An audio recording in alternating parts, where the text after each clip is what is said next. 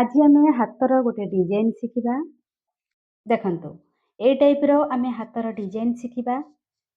जदि आपणकर कुर्ती कपड़ा कम थाए ताहले 1/3 हो कि फुल स्लीव जदि बनाउछंती ताहले कपड़ा हमको कम पड़ जाउछि किंबा जॉइंट भी लागिबो।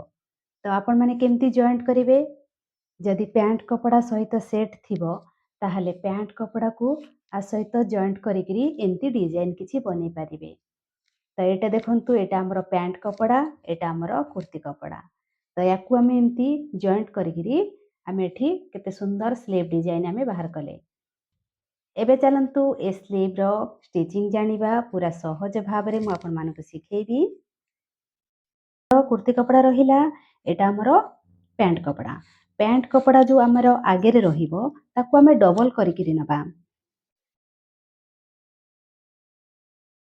ए कपड़ार चौड़ाटा देखंतु 4 इंच अछि। 4 इंच अच्छी माने एठी हमर एतिकरे सिलेज गला परे हमर 3.5 इंच रहिबो। तो से हिसाब रे आपण माने जेते लंबा रखिया को चाहिए से हिसाब रे पट्टी को डबल करके नेबे। तो प्रथमे देखंतु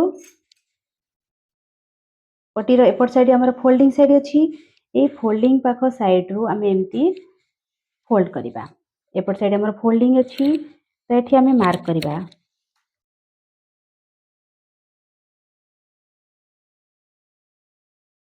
तो ये आम 1.5 इंच कटिंग रखिबा। तो 1.5 इंच मार्क कले एठू आम एमती ट्रायंगल भली कट लगेबा।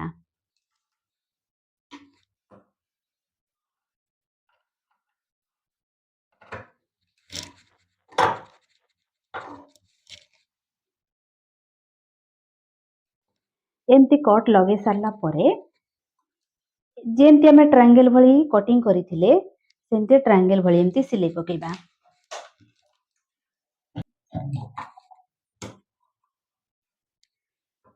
आ ई मझी भाग रे एमती कट लगेबा।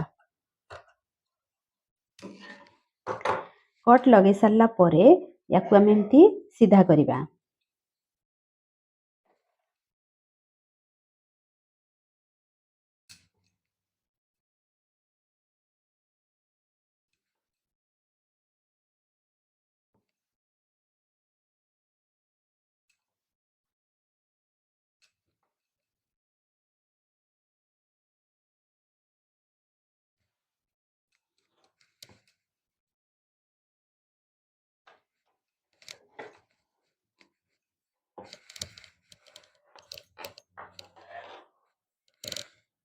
एमती कट चिन्ह हो गला। तो एठी आम ए जो हमर पट्टी को एमती सीधा करके रखिले। एबे आम ए कपड़ा को नबा आकू एमती साइज करके रखिकी एठी स्टिच करिबा।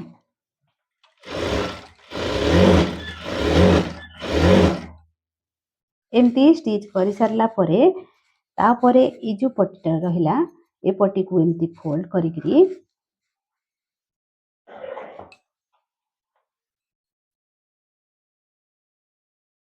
एमती फोल्ड करिकरी ई जो हमर सिलाई पड़ी ए सिलाई ऊपर ही आकू रखिकी आ गोटे स्टिच करिबा। तो केते सुंदर भाव रे आ कम समय रे आमे हाथर डिजाइन बनै नेले।